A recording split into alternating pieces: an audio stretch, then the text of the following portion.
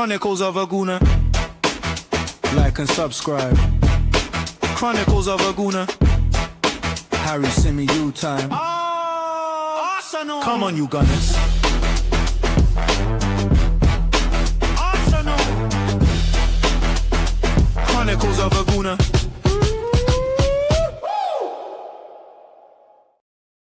Hey everybody, happy Thursday and welcome back to another episode of the Chronicles of a Gooner pod with me, your host, Harry Simiyu. Hope you're all having a brilliant week so far. Arsenal will be back in action on Saturday evening. Big game coming up at the Stadium of Light. And although this is not our official preview show, given the magnitude of the game and the significance of it, and I really do think this is huge given that Manchester City and Liverpool face each other this weekend as well, we're going to kind of start our preparation and our build-up just a little bit earlier than we normally would. And on today's episode, we're going to discuss the Granit Xhaka reunion. We're going to talk about how we're feeling about it. We're going to discuss some of Granit Xhaka's comments that he provided in an exclusive interview with The Athletic on Mikel Arteta. There's an interesting little anecdote in there, one that I personally haven't heard before, so we'll dissect that a little bit. And we're going to talk about the big call that Mikel Arteta has to make with regards to this weekend's team selection. Mikel Merino went in at centre-forward over in Prague and scored a brace. And so a lot of people would tell you that Mikel Merino needs to continue up front. But with Eberechi Eze coming back into the picture, having had his break against Slavia Prague, does it mean that Leandro Trossard could go in at centre forward? And if so, what would be your preference? I'm going to share with you guys my preference. And I'd love to hear from you guys in the live chat and in the comments. So do get involved. A big thanks to everybody who is watching us live or is watching this back a little bit later on. And a big hello to everybody who's listening on the audio platforms. Whatever platform it is you're joining us from, like if you can, subscribe if you haven't done so already. Leave us a review as well. All of that stuff really does help. And lots of you in the live chat already having your say, which is fantastic to see. It really is. Okay, shall we kick off by talking about something that's not Arsenal related, but I have to get this in. I promise it will be brief. I promise it will be quick. I promise I won't waste too much of your time. But FC Paphos of Cyprus won their first ever UEFA Champions League game last night. Now, when you think about how recently that club was founded, when you think about the fact that a Cypriot team is in the Champions League proper and has won a game, just that alone is enough to celebrate from a Cypriot point of view. Football is something that they care deeply about on the island. But it's fair to say that the standard's not always been there and the level's not always been there. And there have been the odd team in years gone by that have made it into the Champions League proper and have had a few decent results. But generally, this is something that doesn't happen very often. And the reason I feel like I could get away with talking about FC Paphos very quickly, or Paphos FC, depending on how you want to say it, is because there is an Arsenal link. Yes, there is an Arsenal link. Hence why I'm allowed to talk about it on today's show. Guess who plays at centre-half for them? David Luiz. Yes, David Luiz, former Gunner, former Chelsea man, of course, as well. He plays for Paphos FC at centre-back, and he played a big role in their 1-0 win over Villarreal last night. Now, I know people say, Villarreal, it's not that big a deal, is it? It's not that amazing a result. For a Cypriot side to beat a La Liga team, that is a big old deal. It really is. So congratulations to them. I wanted to mention it. I wanted to talk about it. And Wolves FI mentions Apoel in the past, who had done quite well. Anorthosis had done quite well in the Champions League as well back in the day. But yeah, for me, this is just, it's special. It's special. Big shout out to Stefan, who joins us from Cyprus. He says, big Gooner here, originally from North London, but living in Cyprus now. Was at the game yesterday. Fantastic atmosphere and a great overall defensive performance. David Luiz was pivotal. There you go. There you go. The former Arsenal man getting his flowers in the live chat as well. Brilliant to see. Right. Let's talk all things Arsenal now. That's what we're here to do. That's what you're here for. So I'm conscious of wasting too much of your time. Let's talk about the Granit Xhaka reunion. How are we feeling about it? I remember having many debates and many arguments with fellow Arsenal content creators and friends and family members even with regards to Granit Xhaka. I always felt this kind of want to defend him. I always felt like even when he was a little bit rash and when he made silly mistakes, and he did, and he'll admit to that, and he has admitted to that in his latest interview with The Athletic, you always got the impression that he cared deeply, that he was desperate to succeed. And sometimes having those sort of really passionate, but sometimes need reining in kind of players, if you can get your arm around them as a coach and you can get through to them, they can be really influential. And unfortunately, I don't think that during Granit Xhaka's time at Arsenal prior to Mikel's arrival, we ever really got that. We had an Arsene Wenger whose powers were waning a little bit at that stage in his career. We had an Unai Emery who, for me, didn't have the same conviction or charisma that Arteta had when he came in terms of just recognizing that things were broken and shaking it up. Where I will give Unai Emery some credit is that, of course, in his wider career, he's achieved a lot more, and he deserves a lot of credit and a lot of praise for that. But I felt like when Unai Emery came in, after Arsene Wenger, we needed radical change.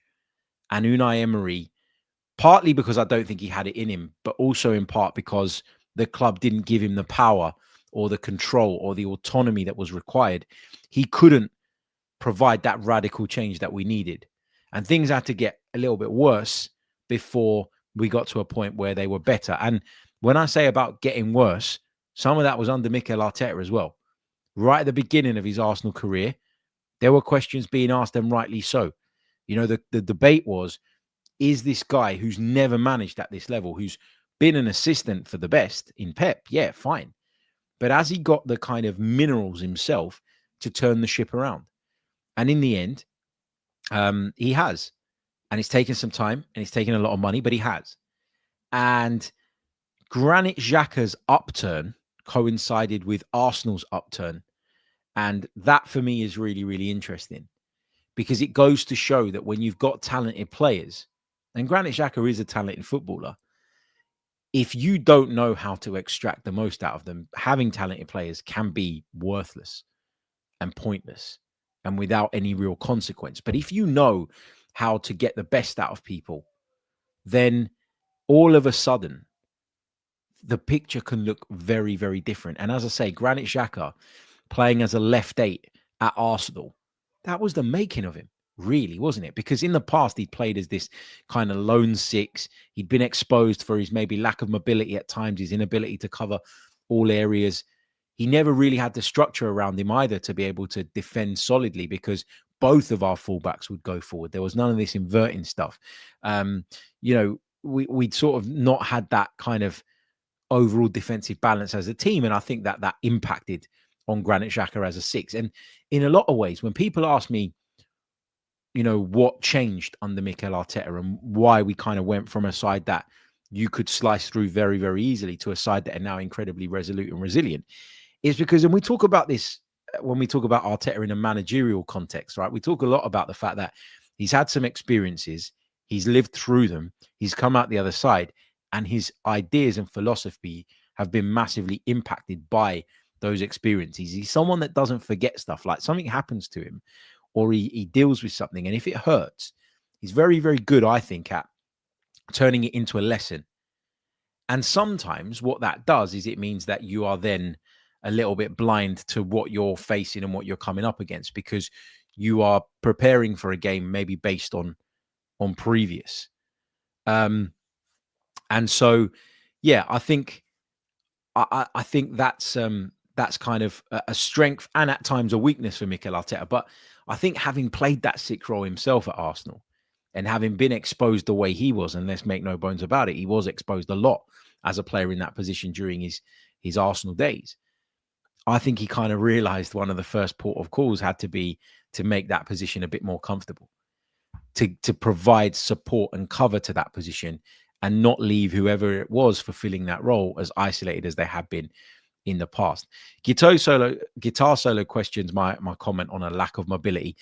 Maybe I used the wrong phrase. He wasn't the quickest across the ground. Fitness wise, yeah, brilliant. And in terms of distances covered, yeah, no issues with that.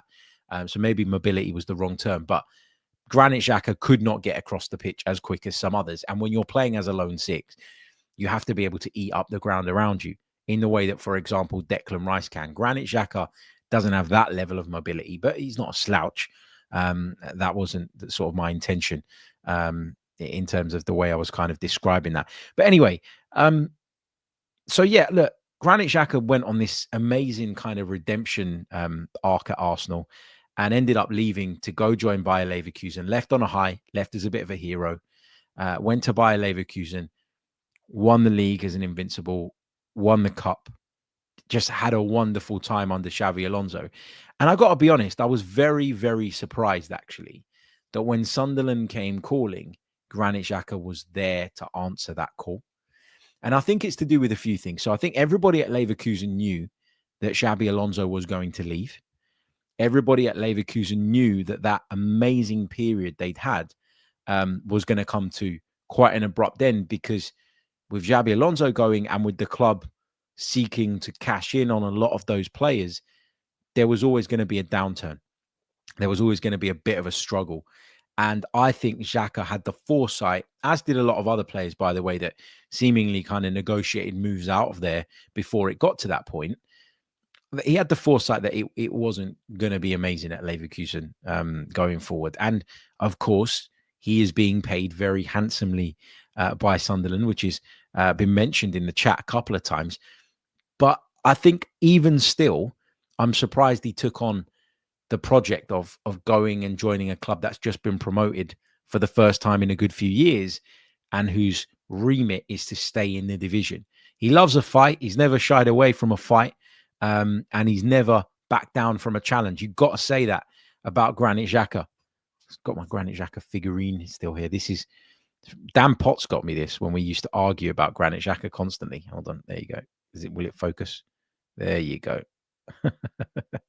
But anyway, yeah, look, he doesn't shy away from a fight. He doesn't shy away from a challenge. And he's at Sunderland and he's doing amazingly well. And he scored, obviously, his first goal for the club on Monday night. But as he kind of laughed and joked in the interview that I'm kind of referring to here, he never joined to score goals. He doesn't think that that's why Sunderland brought him in. But yeah, look, it'll be great to see him. It'll be great to kind of have that kind of reunion. But once the game starts, guys, it's down to business, because this is a really, really big game for Arsenal. The potential to increase our lead at the top of the Premier League this weekend, going into the international break, it's making me nervous. It's making me place greater importance on this particular Premier League game. And that's because I'm so desperate to see us succeed. And you just feel like this could be a really big moment. I'm not saying that if we do win and if City and Liverpool draw, which would mean that our lead over those two clubs respectively becomes 8 points and 9 points, I'm not saying that that makes us champions in November. And I'm not saying that it would be done and dusted, but it does feel like this could potentially be another big step. And if Arsenal win their game on Saturday evening, they can't lose whatever happens on the Sunday. If Man City win, they remain 6 points behind us, but they really do deal Liverpool a major blow. If Liverpool win, then, they get a little bit closer than where they're at currently. Well, no, they don't get closer, because if we win, they just essentially keep the gap, the deficit as it is, but they deal Man City a big blow. And if they draw, well, we win on both fronts, right? So whatever way you look at it, if we do our job at the Stadium and Light, we're in a good position ahead of what takes place on Sunday. And whatever way that goes, there will be some benefit to it. But sort of reading this Granit Xhaka interview with with Granit Xhaka, I thought was really interesting because he shared an anecdote that I don't remember previously. Now, I might be wrong. It might be out there already. It might have been doing the rounds before, and maybe I just missed it. But he talked a little bit about when Mikel Arteta first came in. Now, this is not a Mikel Arteta propaganda show. It's just that I think the more you hear this kind of thing from players who have worked under him, the more you understand why this team is what it is today in terms of people just being bought in and connected and invested in the project. And I know people keep laughing at us, and you know, I get it. When Arsenal don't win and people keep banging on about the project and the process, it can get irritating, and I get that, right? I really, really do. But you can't deny the connection between Arteta and this group of players. You know, people keep saying we need to win stuff, and we do, of course we do. But people are still committing their futures to the club. Players are still, you know, committing their best years to Arsenal Football Club on the basis of the connection that they are feeling right now and the way that it's going in terms of the bigger picture. So I wanted to share some of the comments that Granit Xhaka made. So let's do that now. He said, "I will never forget the first day Mikel came in. At the training ground, we had a big room and there were some chairs in there. But the chairs were everywhere. It was chaos. He took all the people who were working in the building into this room and said, guys, from the outside, you look like this. Chaos. So everybody had to take a chair and put it in the right place. And he said, I want you to be like this every day." Granit Xhaka goes on to say, you think, wow, he started already with these standards the first day.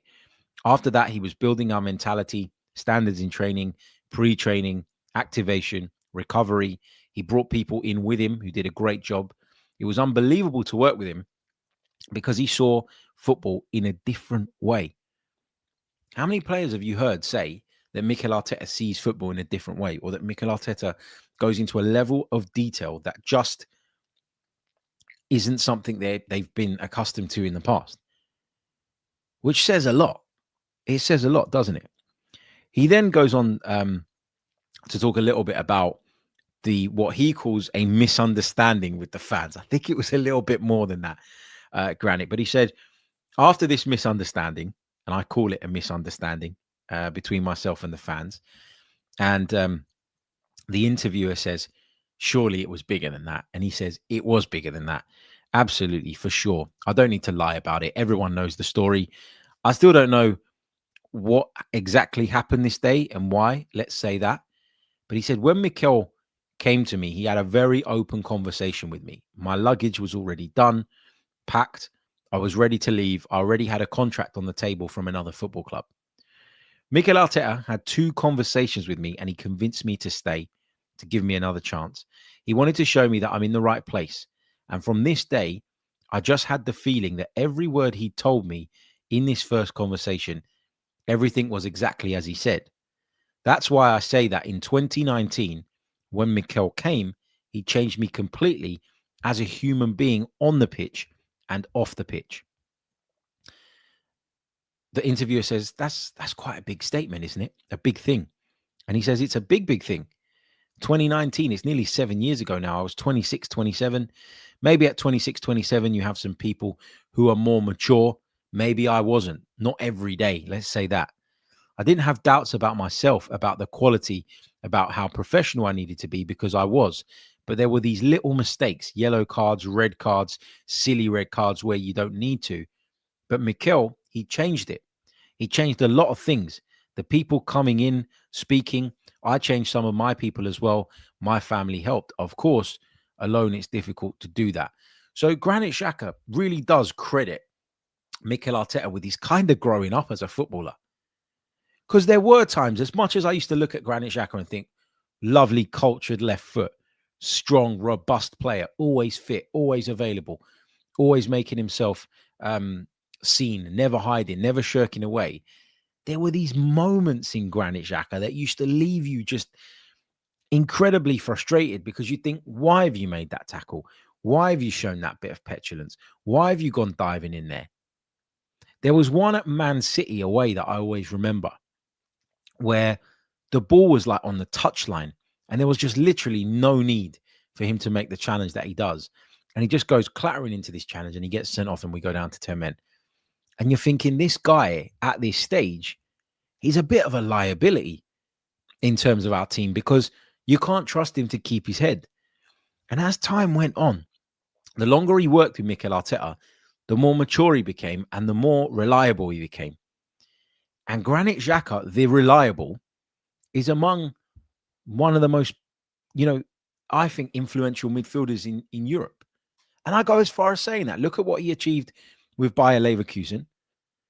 Like, Sunderland made some other very good signings over the course of the summer. I'm not denying that. But don't tell me that Granit Xhaka hasn't played a massive role in them being where they are today, which is in a position from which it looks like they're going to survive, and very, very comfortably. Granit Xhaka can be hugely influential when he's at it, when his head's in the game. And I feel like what Mikel Arteta helped to do was refocus someone that maybe lost his way a little bit. So he talks glowingly about his former boss. He talks about the fact that they're still in contact. And it's going to be a nice reunion, I think, and a nice moment for both of them when they kind of come face to face at the Stadium of Light on Saturday. But it's business time. And let's hope that the occasion gets the better of Granit Xhaka and he has a below par game and that Arsenal can benefit from that because we could really, really do with this 3 points. But, the Granit Xhaka reunion is a big story. You think about the way he left, having gone through this, incredible story and this incredible cycle from being kind of zero to hero. I remember when he left, I remember his last game and I was like, oh man, I don't want him to go. I really don't want him to go. If you'd have asked me that 2 years prior, and I always say that I was a bigger defender of Granit Xhaka than maybe a lot of people, but I still wouldn't have campaigned for him to stay in the way that I wanted to when I found out he was actually leaving. So yeah, he'll always have a place in the kind of resurgence of Arsenal, I think. And yeah, it'd be great to see him at the weekend. Of course it will. And I wish him all the best after this weekend, of course.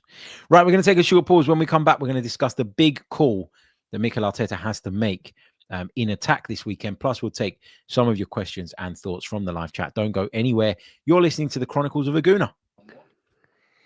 You're listening to the Chronicles of a Gooner. Like and subscribe.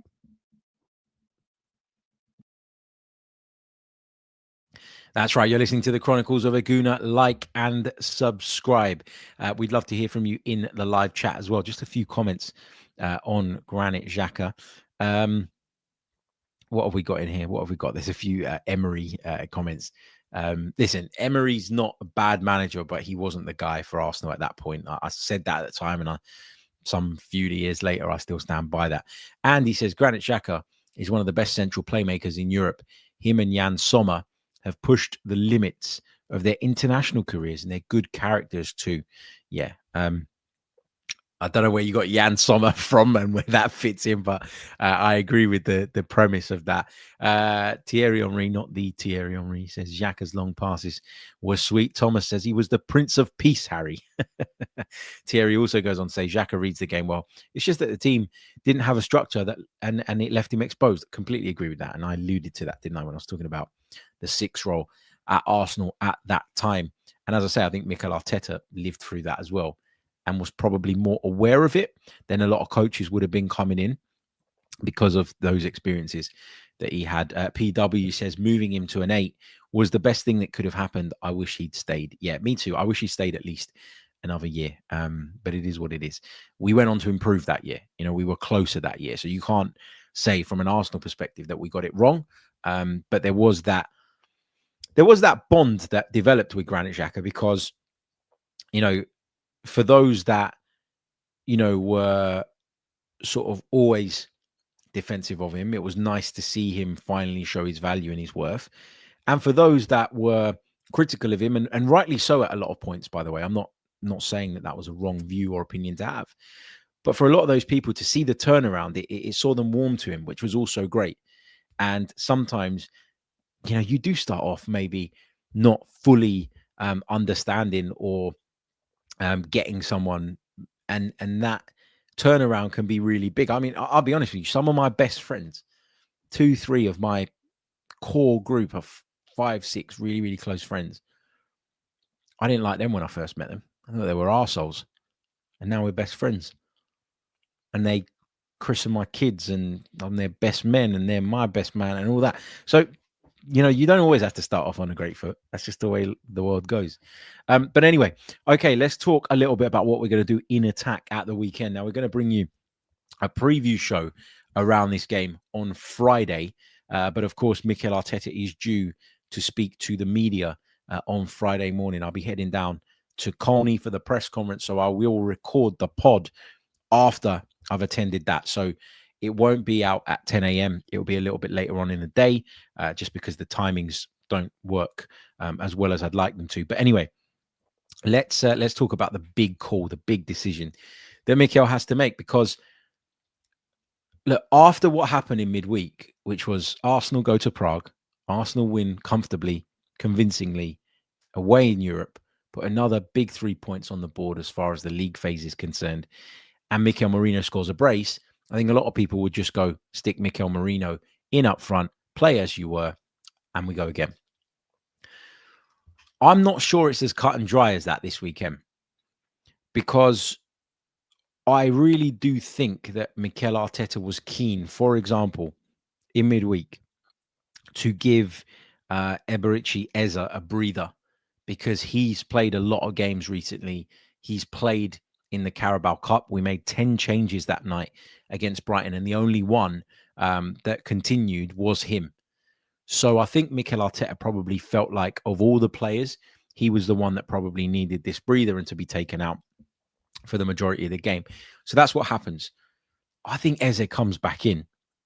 And with Eze coming back into the fold and into the frame, there is an argument that says, and obviously with Zubimendi coming back into the picture as well, there is an argument that says, actually, stick Leandro Trossard up top and play that way. I think it depends on how we think Sunderland are going to play this game and how they're going to approach it. Now, Sunderland can be unpredictable. If you think back to when they played Chelsea recently and they won very, very late on at Stamford Bridge, Enzo Maresca came out after the game saying they always play with a back four. For some reason today, they played with a back five. Well, guess what? You've got to be prepared for that possibility. And Enzo Maresca obviously wasn't. Chelsea obviously were not. But I think that Mikel Arteta will be, and I think that Arsenal will be. And I think this is a decision, Trossard or Merino up front, that has to be made based on what you think they are going to play like. Because if they're going to play with a back five, with three giant centre-halves and Granit Xhaka sitting in front of them, like playing Leandro Trossard at centre-forward is probably not going to work. It's probably not the right thing, because he will have zero physical presence. You won't have that capacity to put the ball into the box high and tell him to go and win aerial duels in the way that you would with Mikel Merino.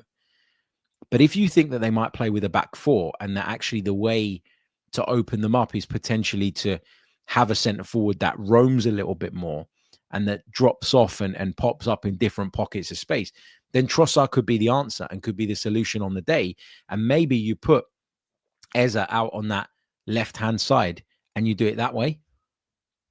The injuries are making this quite kind of difficult to sort of really navigate, I think, because if you take Eze out of the midfield to play him on the left-hand side, then what do? Do you put Mikel Merino in the midfield and still play Mikel Merino, who can give you a lot of that threat and would have that license to get that little bit further forward and join in with the kind of false nine. Therefore, you still get what he brings you in an attacking sense, but you also get his robustness and physicality in the middle of the park. I think that might be the way I would go. I think I might, and I'm going to consider this over the course of today and tomorrow, and I'll provide you with my final team selection. Not that it matters what I decide in the end, but I feel like maybe the way to go is to go Zubimendi, Rice, Merino in midfield, Eze wide left. Because again, if you're talking about Sunderland packing out and really kind of concentrating and focusing on defending those central spaces, is Eze at 10? Is Eze playing as a 10 a waste as well? And so are we better off trying to create the overloads and trying to create from the wider areas, in which case Eza moving left might work for him. And with Trossard's capacity from false nine to go left or right, that might allow us to just be a little bit more unpredictable. But then we don't have that force occupying the centre halves. The thing is, with Trossard or Merino up top, whichever way you go, you don't really have that threat in behind that you have with Victor Gyökeres, because neither of those two players, I don't think, really offer that. So I think for those reasons, you've got to consider making this change, shuffling the pack the way that I'm suggesting. You know, it would be easy to just bring Zubimendi in with Rice and Eze in midfield with Merino up top, leave Trossard on the left-hand side. But I think a little reshuffle could benefit us. It could. I've got to think about it. And I'm sure it depends a lot on what Sunderland do. But that's kind of where my thinking is at. While I haven't 100% decided on what I would do if I was in charge, and a lot of that would be dependent on what I predict Sunderland are going to do, I think that Mikel Arteta at the very least has got to consider this. So you let me know in the comment section. Trossard up front, Eze left, Merino in midfield? Or would you continue with Mikel Merino up top? Because what he did show us, and as much as I talked about his all-round game not being there, what he did show us, and you can't deny this, is that when he gets a chance, he will take it. He's an incredible finisher. There's no doubt about that whatsoever. But yeah, I wonder if he's just going to end up being an isolated figure against this Sunderland team. And I wonder whether we could do with someone who's just a little bit more unpredictable, has got a little bit more guile. And that is Leandro Trossard. And listen, Leandro Trossard, for me, is a great finisher as well. Like, he really, really is. So, yeah, let's see. Let's see how it goes. It's an interesting call, I think, that the manager's got to make here, because I appreciate that in doing that, you're shuffling a couple of people around. And that might not be necessarily what Mikel wants to do. We've got injuries. We're expecting a lot of those players to be back in contention after the international break, which is massive. But this game is massive. The occasion's massive.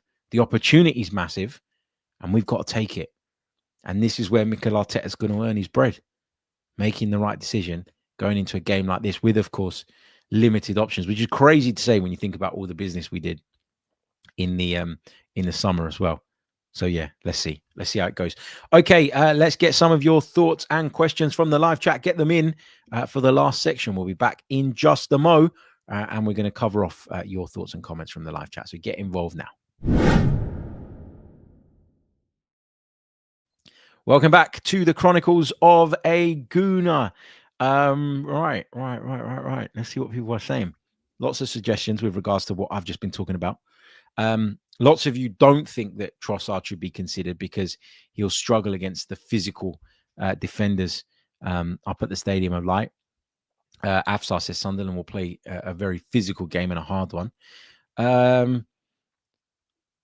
Jay says Merino kind of starts from midfield anyway. His best position is false nine, play to our strengths.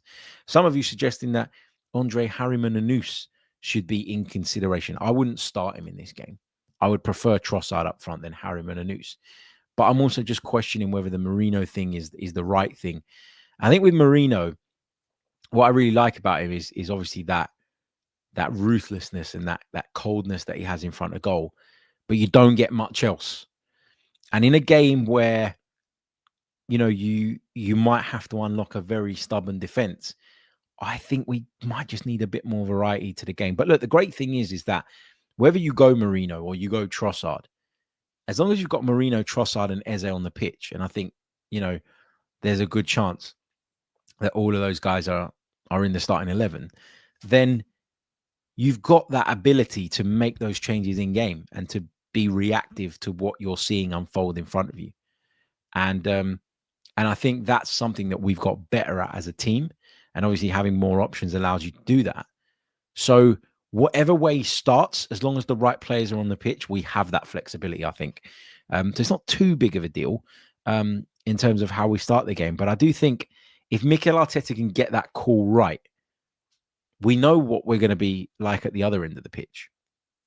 We know that we've got a very high level of consistency at that end of the pitch. So there's no real concern there. The question is, how do we get a little bit more out of this group at the top end? And I think, if we can do that or not is going to be, it sounds like a really obvious thing to say, but that's going to make the difference. Guitar Solo says, why are you forcing Eze onto the left? He's never been a consistent left winger in his career, and the little we have seen of him at left wing has not been amazing. Are agendas agending? Is that even a word? Agending? I don't know. Agendas agendering? Was that what you were trying to say? Is that even a word? I don't know. Anyway, when I say Eze on the left, I don't mean like play like a touchline winger. What I mean is going into that space to receive the ball, because it is easier to work the ball into a winger than it is to work it into someone who's in a central area when you're up against teams that are sitting with a low block and whose primary focus is to block those central areas. One of the basic principles of defending, one of the most basic principles, is you defend the width of your penalty area first. And so if you've got players trying to receive the ball in really congested areas, and if you've got a side who are focused on defending that area, it's harder to find those routes into the feet of someone like Eze. And we've seen that quite a bit with him playing at 10 recently. I'm not saying that he's better on the left-hand side overall. Obviously, I'd prefer to have him in the more central areas, because I think from there, he's more likely to get shots off. He's more likely to make things happen. But I just look at Eze sometimes, and I feel like when he's playing in behind the striker and staying in those kind of central corridors, we find it hard to work the ball into him. And when we do work the ball into him, there's just no space to operate. If he can drift out left, receive the ball in a bit of space, set himself, and then go on a dribble and begin a run, you're a lot harder to defend against. It's a lot harder to defend against someone who's picked up the ball and who's in their stride and he's coming at you than it is to defend against someone who, doesn't have the space or time to receive something, because you can crunch him really quickly. You can get in his face. You can get in and around him. You can buzz around him. You can see the pass coming. Therefore, you can anticipate his movement. Therefore, you can either get in front. You can make life difficult for him. You can hassle. You can, it's a different thing. It's a different thing. It's a different challenge as a defender. As a defender, I don't want someone running at me that's already got the ball under his spell, that's already got the ball under his control, that's built up a head of steam, having carried it a few yards already. I don't want that. I prefer to watch the pass coming into him the same as he is, and just making sure that I'm sharp and I'm going and I'm closing down quickly and I'm making life difficult. So I'm not forcing Eze on the left. I just think at this moment in time, we're watching a guy who clearly has a lot to offer in and around the box, but whom we're not able to work the ball into anywhere near as often as we'd like. And if he receives the ball on the left, I'm not saying he has to go on the outside, get to the byline and make a cross. No, I want him to come into those central areas where he can hurt people. But I think sometimes you're better off receiving it wider and in more space. And the reason I always think that, and I always kind of play with that theory, is because I listened to something that Thierry Henry said many, many years ago now about Pep Guardiola. And a lot of people used to look at Barcelona and say, really central focused team, love to pull you apart, and then expose you in the half spaces in the middle, etc., etc. And we often used to see like Lionel Messi coming in off the flank and getting inside and then scoring from those kind of half spaces. You used to see the same with like Ronaldinho, David Villa, whoever it was, right? Thierry Henry talked about how when you are struggling to get on the ball as a winger, Pep Guardiola always used to say, go as wide as you can, like literally touchline, chalk on your boots type stuff, right? Because if you do that, you are creating bigger spaces between yourself and the defenders who do not want to come out of their shape and do not want to create spaces and holes in between one another. So by opening up and receiving the ball wide, you can get on the ball and then you can let your talent do the work. And Thierry Henry said that this was something that Pep Guardiola was massive on. And well, Pep Guardiola is not a bad manager, is he? So that's where my thinking kind of stems from in this in this type of scenario. And that's what I always kind of reference back to. It's that if you can't receive the ball in the areas that you want to, then go wider, because going wider gives you the time to get on the ball. And once you get on the ball as a talented player, if you can look after it and you can carry it and you can protect it, you're going to be able to make stuff happen. So that's where my thinking is around that. Andy adds that Eze is one of the best dribblers from a standstill, which is suited to the wing and half spaces. Only Saka is better than it in this team than Eze. Benny says, if we win on Saturday, what would you prefer to happen with Liverpool City? I'd prefer a draw, because I'm worried about both of them. So I'd prefer a draw. That would be the ideal scenario. And you make up a couple of points on each of them. That would be the ideal outcome for me, I think. Just with Liverpool, just signs that they're starting to get it right again. Like Arne Slot maybe tinkered a little bit too much at the start of the season with a lot of new signings, and maybe that impacted their performances, disrupted things a little bit. He seems to have reverted back to that midfield that served him so well last season. I think they look better for it. So, yeah, I prefer a draw, because I'm worried that both of those sides are capable of going on runs. And yeah, we don't want that. N1 AFE says a draw and some broken ankles. Jiten says thoughts on Nwaneri. Let me just clarify. I don't want anyone to break their ankle, but yeah, a draw and a few injuries wouldn't be bad. Jiten says thoughts on Nwaneri. He had a breakthrough season last season, but has been underwhelming so far. With Noni, Odegaard, and Gabriel Martinelli due to make a comeback from injury, not sure Ethan will get enough game time. I think he will get enough game time. But I think he's got to take those chances. And, we talked about this a little bit on yesterday's show. We talked about the impact he had against Brighton in the Cup, where obviously he scored. But I think that for me, when it comes to Ethan Nwaneri, it's the off-the-ball stuff that Mikel's not convinced by.